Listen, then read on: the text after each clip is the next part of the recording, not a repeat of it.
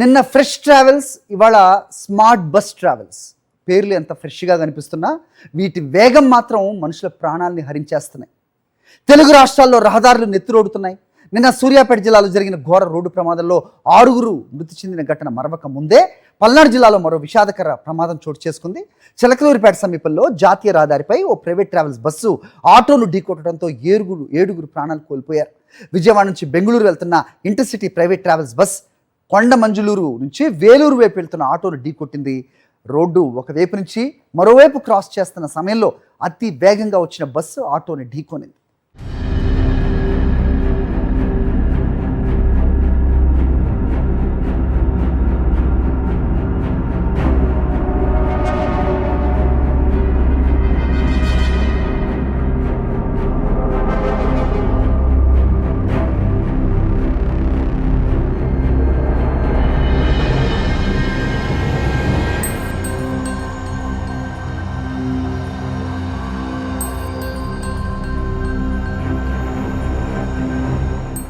ఈ ప్రమాద సమయంలో ఆటోలో మొత్తం 15 మంది ప్రయాణికులు ఉన్నట్టు అధికారులు తెలిపారు.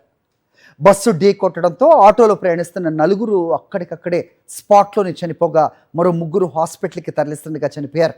మొత్తం 7 మృతి చెందినట్లు పోలీసులు చెబుతున్నారు. మృతుల్లో 6 మహిళలు, 1 పురుషుడు ఉన్నారు. మృతులు బొంత బాబు, మణెమ్మ, సంపూర్ణమ్మ, లక్ష్మి, గంగమ్మ, మరియమ్మ, సువార్తమ్మగా గుర్తించారు. వీళ్ళంతా కూడా చిలకలూరిపేట మండలం వేలూరు గ్రామానికి చెందిన వాళ్ళుగా అధికారులు తెలిపారు. ప్రమాదంలో తీవ్రంగా గాయపడ్డ వారిలో 4 పరిస్థితి విషమంగా ఉండటంతో వారిని గుంటూరు ఆసుపత్రికి తరలించారు.